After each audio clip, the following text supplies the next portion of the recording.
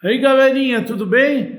Hoje nós vamos começar uma série de 3 vídeos que a gente vai falar sobre a ditadura civil-militar no Brasil. A ditadura civil-militar no Brasil foi de 1964 a 1985. Nós vamos ver aspectos formais do poder, aspectos de resistência à ditadura, aos movimentos sociais, e também uma fala sobre a redemocratização do Brasil, do movimento Diretas Já, do Tortura Nunca Mais. Nós vamos fazer uma conversa em 3 vídeos sobre esse assunto. E já lembrando que a gente já vem vindo falando de história do Brasil, temos há 2 vídeos para trás, nós falamos sobre a Revolução de 30 e a Era Vargas, no outro nós fizemos um comparativo entre o espírito das constituições brasileiras, da Constituição Imperial de 1924 até a Constituição Cidadã de 1988. Então, eu gostaria de pedir para vocês curtirem o canal da nossa plataforma, na plataforma EADEVIA, que ajuda você a arrumar o primeiro emprego e a ganhar melhor. A gente espera que vocês gostem do vídeo. Caso gostem, comentem. Por favor, se inscrevam no canal, compartilhem com os amigos, vamos discutir nos comentários com educação. Esses assuntos desses próximos 3 vídeos, eles costumam despertar muita paixão. Então, vamos ter respeito com os amiguinhos, com as amiguinhas, com os amiguinhos, vamos respeitar todo mundo e vamos ser educados, porque quando todo mundo é educado e troca ideia de uma maneira tranquila, todo mundo aprende, não é verdade? Então, vou chamar a nossa vinhetinha e eu já volto.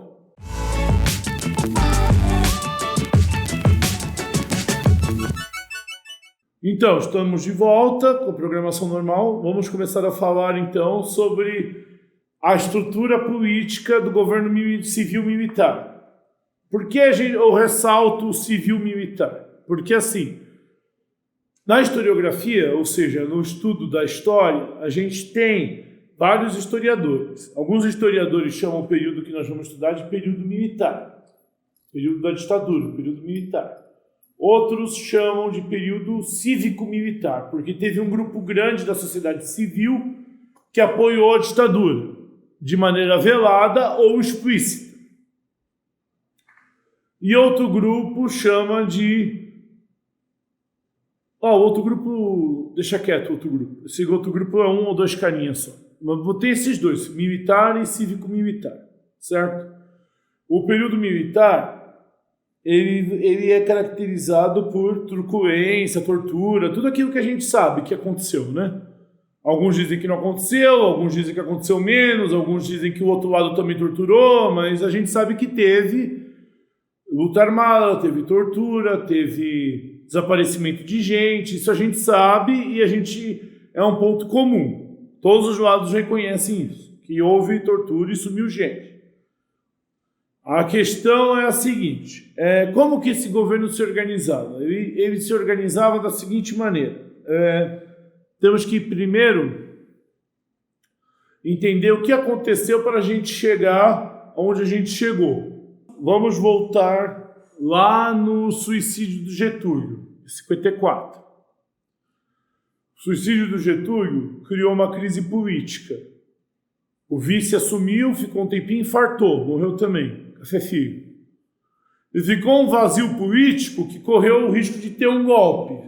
Não teve golpe porque o Lacerda não tinha o apoio das Forças Armadas, que ele tentou dar um golpe junto com o Carlos Luz, que era o presidente da Câmara. Eles tentaram dar um golpe e entrar na canetada. Não deu certo, teve eleições, e quem ganhou as eleições, lembrando que na Constituição de 45 não tinha segundo turno, foi Juscelino Kubitschek com 36% dos votos.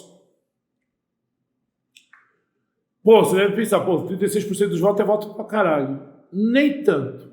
Lembrando que só votava quem sabia ler e escrever. Então, dava uns 12 milhões de votos que o Juscelino teve. Não foi muita coisa. Foi tipo a eleição para prefeito de São Paulo. Não foi muita coisa. O Juscelino entrou, mas eles queriam dar um golpe nele já para ele não assumir. Os militares, os mesmos militares que tentaram derrubar o Getúlio. Aí teve um militar que bateu na mesa e falou, não, ele ganhou, ele vai assumir, que era o Marechal Lott. O Lott, ele vai criar o que a gente chama de o golpe da legalidade. Ele vai dar um golpe do bem para garantir a posse do presidente, mandando os outros militares de volta para o quartel. Aí o Juscelino assume. É um momento do Brasil que o Brasil está irreconhecivelmente inteligente e culto. É na época que o Brasil ganha a primeira Copa do Mundo, que o Éder Joffre ganha o primeiro título internacional do boxe, que a Maria Estela ganha o primeiro título de Roland Garros, que o Glauber Rocha ganha um Oscar, que é o nosso cineasta. Um momento, a Bossa Nova está sendo exportada para o mundo inteiro. Quer dizer, é um momento do Brasil que o Brasil não se reconhece. O Brasil está lindo, maravilhoso, inteligente. Nessa época que é construída Brasília, a obra de Oscar Niemeyer, que o preço de uma custou 8, que o Juscelino embolsou dinheiro até dizer chega. E todas as nossas empreiteiras que a gente conhece do caso do Moro, todas elas se fizeram construindo Brasília. Camargo Correia, Andrade Gutierrez, pegando já naquela época. Dinheiro de corrupção. Sim. Aí a gente vai ter, por exemplo, de cada 10 caminhões de cimento, 9 não existiam. Um ia para Brasília. Tinha a empresa que fazia frete de ferragem de avião. Quer dizer, vai ser a loucura. O governo Juscelino, ele tem um plano de metas. Ele vai fazer o Brasil crescer 50 anos em 5. Só que diferente do Getúlio, que queria construir indústrias nacionais, o Juscelino vai abrir as pernas do Brasil para os Estados Unidos. Vai vir todas as montadoras da Europa, dos Estados Unidos. Para justificar ter montadora de carro no Brasil, ele vai sucatear nossos trens e construir rodovia. Quer dizer, ele vai ser muito bom para alguns e muito ruim para outros. Juscelino é um cara complicado de você dizer se ele foi bom ou não para o Brasil.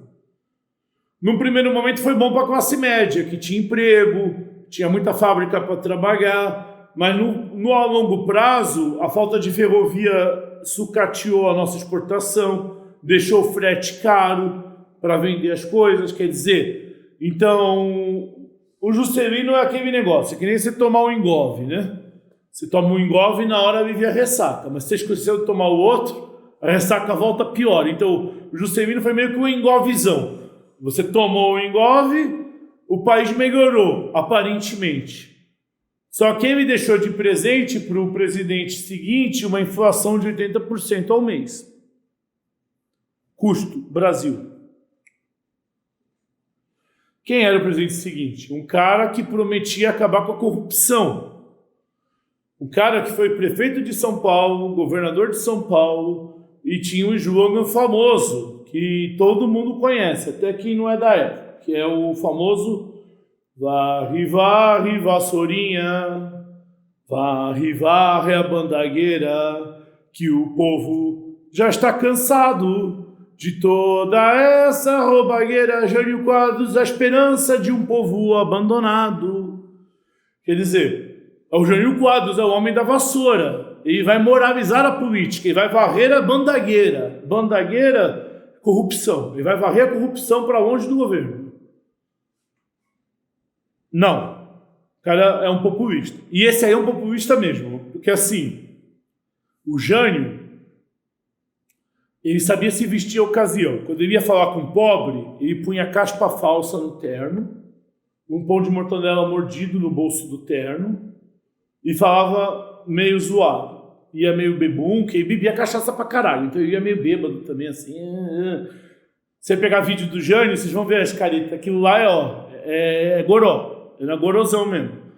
E quando ele vai falar com os ricos, ele vai de Rolls Royce, de smoking, todo arrumadinho, e fala bonito. Quer dizer, ele é um cara que sabe fazer a política. E fala, minha filha estuda em escola pública. Tá, mas ninguém fala pro pobre que a escola pública nos anos 50, quem estudava nela era os ricos. O pobre tinha que pagar a escola pro filho. Era o contrário. Aí o pessoal, a filha do Jânio estudou em escola pública, o Jânio é um de nós, Jânio. Quer dizer, aí ele fazia esse Jânio é um de nós, ele ganhou com 65% dos votos a eleição contra o Marechal Lott. Ah, mas por que o Juscelino não concorreu? Ah, porque na Constituição de 45 não podia ser reeleito. Era uma vez só. Tinha que dar uma pausa. Então Juscelino lançou o lote, porque ele devia a posse dele ao lote, só que o lote tinha o carisma de uma porta fechada contra o Jânio. O Jânio comeu ele com arroz e feijão, e o Jânio foi eleito. O Jânio é um cara complicado. Política externa, ele fez coisas interessantes que irritaram os Estados Unidos. Política interna, ele era um cara que só legislava sobre a moral. Por exemplo, o Jânio criou algumas leis. Proibiu a corrida de cavalo à segunda-feira, proibiu maiô, proibiu biquíni, que era atentado ao pudor, proibiu rock and roll, proibiu briga de galo. Quer dizer, ele se preocupava mais com costumes. Lei para o povo, nada. Só costumes. E para a política externa, ele tentou colocar o Brasil no bloco dos países não alinhados, junto com o Egito, com a Iugoslávia, lá na época da Guerra Fria, lá do vídeo 4, certo? Ele tentou colocar o Brasil entre os países que não eram cachorrinho de ninguém. Porque, na visão dele, o Brasil era uma potência regional e não tinha que ficar obedecendo os Estados Unidos. O governo dele durou 8 meses.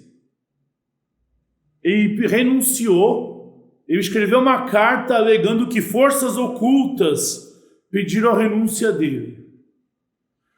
Mas o que ele queria? Ele queria que o povo se sentisse triste porque ele renunciou, buscassem ele no aeroporto de Brasília e colocassem ele de volta na presidência para ele fechar o Congresso. O Jânio queria dar um golpe nele mesmo. Só que a mídia não ajudou, dizendo onde ele estava, e ele ficou esperando no aeroporto e ninguém apareceu. Mas ele queria dar um golpe nele mesmo. Isso tem altos indícios disso, sobre o Jânio. Como o Jânio morreu já, e ninguém conseguiu arrancar nenhuma resposta da boca dele até ele morrer, a gente não sabe se é realmente verdade que ele queria dar um golpe. Mas há indícios fortes de que ele era uma pessoa autoritária, que ele queria dar um golpe. Mas ele era um cara tão doido que tem um cara que era do partido dele, o Afonso Arinos. O Afonso Arinos fala o seguinte sobre o Jânio, que ele era uma mistura de Carlitos, Lenin, Buda e Jesus. Dependia do dia da semana e do horário que você ia falar com ele. Que ele não tinha um padrão, era um cara meio... Acho que era excesso de pinga mesmo, era meio zoado mesmo na cabeça. Aí, para piorar, ele pediu a renúncia e o vice dele, aquele João Goulart. Lembra do João Goulart que deu um aumento do salário mínimo? Que os militares estavam doidos para pegar ele? Então quem é o presidente agora? O João Goulart. E como que aconteceu isso, professor? É que assim, antigamente as eleições, a eleição para presidente era uma e a eleição para vice-presidente era outra. Então para presidente ganhou o Jânio e para vice ganhou o João Goulart, que era do outro partido. A eleição era separada. Ah, a merda que vai dar. Eu sei que vai dar merda. Então, vamos comigo ver o que vai acontecer. O João Goulart estava na China, fazendo discussões comerciais para o Brasil. Aí os militares, quem é o presidente? É o João Goulart. Onde ele está? Na China. Aí os militares e a classe média já, não sei não, hein? Não vamos deixar sumir. Inclusive, há relatos do general Geisel, da aeronáutica. O Geisel queria bater o avião do presidente, falar que foi um acidente, para ele nem chegar de volta no Brasil. Para você ver o nível do negócio já. Só não aconteceu isso porque o Leonel Brizola, o Miguel Arraes e outros governadores de esquerda, junto com militares de esquerda, criaram o que foi chamado na época da cadeia da legalidade. Com a cadeia da legalidade, eles conseguiram impedir o atentado contra o João Goulart e ele voltou para o Brasil e assumiu num regime parlamentar. Eles modificaram a Constituição para o João Goulart ser o presidente, mas não ter poder. E quem foi o primeiro-ministro dele? O Tranqueira Neves, o avô do Aécio Neves, Tancredo. Para tu ver como o Tancredo é velho também. Guarda esse nome que ele vai aparecer de novo. Aí o Tranqueira está governando no lugar do João Goulart. Aí o João Goulart não vai ficar quieto assistindo. O João Goulart vai montar uma campanha para um plebiscito. E com esse plebiscito, ele quer mudar o regime de volta para presidencialismo, para ele recuperar o poder. Lembrando que no Brasil o presidente sempre teve superpoderes, então ele voltando a ser presidente, ele ia conseguir fazer o que ele queria para o Brasil. Com muito esforço ele consegue voltar a ser presidente em 63. Aí começa o que ele vai chamar de reformas de base para o progresso do Brasil. A reforma agrária com terras do governo, cobrar uma taxa maior de imposto para quem tem mais de um imóvel, reforma urbana, com esse dinheiro construir moradia, nacionalização de algumas empresas, remessa de lucros com limite para os dólares não saírem do Brasil. E com isso ele vai sinalizando, olha, o Brasil é um país soberano. Os Estados Unidos não pode vir aqui fazer carro aqui no Brasil e levar o dinheiro embora. Tem que investir o dinheiro no Brasil. Vai começar a colocar umas regras. E isso vai irritar os Estados Unidos, que vai enxergar nele Fidel Castro. Nada a ver com Fidel Castro, mas vai enxergar o Fidel Castro e vai mandar ordem para o embaixador. Tem que derrubar esse cara. Esse cara não pode ficar. Aí o embaixador dos Estados Unidos vai fazer mala preta com os deputados brasileiros para os deputados não votarem em nada que ele queira. Então começa assim, o embaixador americano vai pegar dinheiro da CIA e vai dar na mão dos políticos brasileiros e falar, não vota nada do João Goulart. Aí o João Goulart vai contornar colocando o povo na rua. Já que não vai votar, o povo vai para a rua apertar o governo. Aí eles mudam a estratégia. Vamos ver com os militares quem não gosta do João Goulart. Vamos começar a reunir um grupinho para derrubar o presidente. O mesmo grupinho que tentou derrubar o Getúlio. Aí o governo americano vai preparar inclusive uma frota para apoiar o golpe. Se houvesse resistência armada ao golpe, os Estados Unidos iam invadir o Brasil, Operação Irmão Sam. Os Estados Unidos iam invadir o Brasil e ajudar a derrubar o governo. Sorte que não teve resistência. O João Goulart foi embora. Porque se ele tivesse resistido, ia estourar uma guerra civil no Brasil. Porque assim, como que aconteceu o golpe? Dia 15 de março de 64, na Central do Brasil, no Rio de Janeiro, na estação de trem, o João Goulart faz um discurso falando tudo ou nada. Vamos ou vai ter reforma ou não tem mais nada. E botou o povo na rua, em frente ao quartel do Terceiro Exército. E fez uns discursos inflamados, falou de voto do analfabeto, falou umas coisas que os caras não queriam ouvir. Aí na semana seguinte, a Embaixada Americana, a Fiesp, a Igreja de São Paulo, o governador, fizeram a Marcha da Família com Deus pela Liberdade. E foi 3 vezes mais pessoas para a rua pedir o fim do comunismo, que achavam que o João Goulart era comunista. Aí o que vai acontecer? Em 31 de março de 64, na madrugada para o dia 1º de abril, o general Olímpio Mourão saiu lá de Minas Gerais com o exército e foi para o Rio de Janeiro. O João Goulart fugiu para Brasília, vendo que parte considerável do exército aderiu ao golpe, ele foge para o Rio Grande do Sul, onde ele tinha apoio militar. Quando ele foge para o Rio Grande do Sul, o presidente do Senado, que estava junto no golpe, fala: assim sendo, declaro vaga a presidência da República. E com isso... E o cara estava no Brasil ainda, a presidência não estava vaga. Mas aí já sinalizou que tinha mais gente por trás do golpe do que os militares. Tinha juiz do Supremo, tinha todo mundo que recebeu grana, né, nos Estados Unidos. Tinha político à vontade, o Juscelino participou do golpe contra o João Goulart, o Lacerda, todos eles participaram contra. Depois se ferraram, a ditadura foi atrás deles também. Aí, quando chegou no Rio Grande do Sul, lá com o Brizola, que era o cunhado dele, que era o governador do Rio Grande do Sul, o Brizola falou: não, o exército aqui do Sul é leal, se o senhor quiser a gente vai resistir com arma. Que o exército do Sul realmente era leal ao governo. Aí ele fala, aí quando ele está pensando na madrugada do dia 1 para o dia 2, sai no jornal no Estadão, Estados Unidos reconhece novo governo do Brasil. 2 dias depois do golpe, Estados Unidos já reconhece novo governo. Aí o João Goulart olha o jornal, segundo relatos do filho dele, do João Vicente. O João Goulart já olha o jornal e... não, vou embora. Isso aqui já foi. E vai embora para o Uruguai. Não quero derramamento de sangue entre brasileiros.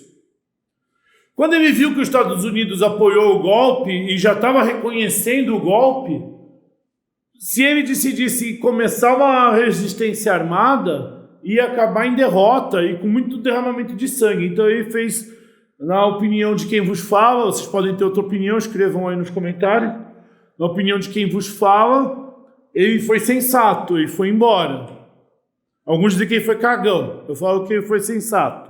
Então, como o João Goulart não quis resistir ao golpe, a gente escapou de uma guerra civil. Foi descoberto depois, quando a CIA liberou os documentos antigos para a consulta pública, porque pela lei americana,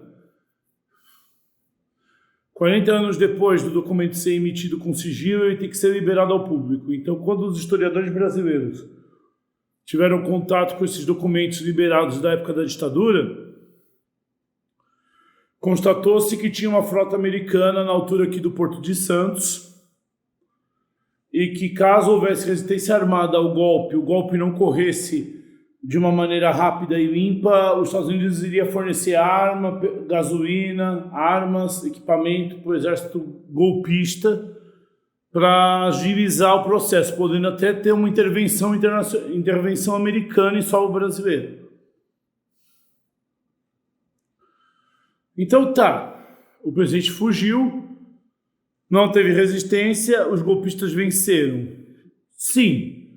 Que golpistas apoiaram o golpe? Setores da Igreja Católica, classe média, empresários, pessoas que estavam com medo das ideias do João Goulart, fazendeiro, o clero mais ligado à direita, o clero das grandes catedrais, não das igrejinhas de bairro, mas uma parte do clero católico também. Então esse pessoal apoiou o golpe, achando que o golpe ia pacificar essa tensão social que estava surgindo no Brasil, que na década de 60, que vai surgir a Via Campesina, né? A Via Campesina é um ancestral do MST, que eles iam invadir terra devoluta para plantar. Quer dizer, a Via Campesina estava estourando o Partido Comunista, era razoavelmente forte no Brasil também, não era, apesar de ser ilegal, ele era bem poderoso no Brasil, tinha muita influência, o Partido Comunista. Então, havia esse medo desses setores de uma tomada comunista. Então, melhor ditadura do que comunismo. Só que, dos militares que apoiaram a ditadura, a gente vai ter dois grupos. Tem os militares que foram contra a ditadura, inclusive o Marechal Lott. Esses militares têm um documentário do Silvio Tendler chamado Militares pela Democracia. Esse tem no YouTube. Esse documentário mostra vários militares que ficaram ao lado do governo e que foram punidos, torturados, alguns foram assassinados pelos seus colegas durante o golpe. Quer dizer, essa ideia de que todo militar era bandido e todo militar apoiou o golpe também é meio idiota. A gente tem que analisar tudo em 50 tons de cinza, né? A gente não pode analisar preto e branco só quando a gente fala de história, não é matemática. Então, aí o que vai acontecer? Durante esse período, a gente vai ter algumas questões aí para pensar. Os civis que apoiaram o golpe apoiaram com pretensões eleitorais, quer dizer, 65 vai ter eleição. Então, o Marechal Castelo Branco garantiu de que é uma intervenção militar democrática, que eles vieram salvar a gente do comunismo, mas que eles não vão ficar. Sim. Alguns setores das Forças Armadas defendiam que a intervenção militar tinha que ser pontual e rápida. Outros setores, a chamada linha dura, defendiam o quê? Uma permanência permanente dos militares no poder. Que os militares eram os guardiões da República, então eles que tinham que ficar no poder. De onde vem essa ideia de que o militar é o guardião da República? Essa ideia vem lá do Deodoro. Quem deu o golpe de 15 de novembro para tirar o Dom Pedro II? Marechal Deodoro e Marechal Floriano. Quem ajudou o Getúlio a chegar ao poder? Tenentes. Quem ajudou a tirar o Getúlio do poder? Generais. Quem forçou o Getúlio a se matar? Militares. Quem não deixou o Juscelino assumir? Militares. Quem deu o golpe de 64? Militares. Então os militares brasileiros eles têm uma visão de que eles são os guardiões da República. Eles têm esse complexo de Deus. Os nossos militares acreditam que eles são os guardiões da República. Então, quando a República vai mal na visão deles, eles que têm que interferir e salvar a República dela mesma. Então, a linha dura do Exército tem esse discurso: nenhum civil vai conseguir arrumar a casa. Então, não vai ter eleição e a gente fica. 65 teve eleições para governador do estado, deputado, ganhou o partido de oposição. Porque a ditadura militar baixou uma lei chamada Ato Institucional número 2, que ela fez o quê? Limitou o número de partidos a 2 partidos. Um partido de governo e um partido de oposição. Daí vai nascer o Arena, que é a Aliança da Renovação Nacional, que é governo, e o MDB, que é o Movimento Democrático Brasileiro, que é o pai do PMDB, que é todo mundo que não gosta da ditadura. Aí o MDB vai levar todos os governos, praticamente. O governo militar vai ficar chateado e vai anular a eleição. Essa eleição não vale mais, não vai ter mais eleição. Aí começa em 67, durante os festivais de música, porque assim, os festivais de música da Record, naquela época não tinha videotape, então a televisão era ao vivo. Então os artistas iam para o festival de música de propósito, já com músicas para criticar a ditadura. Porque a música era ao vivo, não tinha como editar. Então eles cantavam as músicas já para botar fogo no bagulho. Por exemplo, tem aquela famosa do Caetano Veloso, né?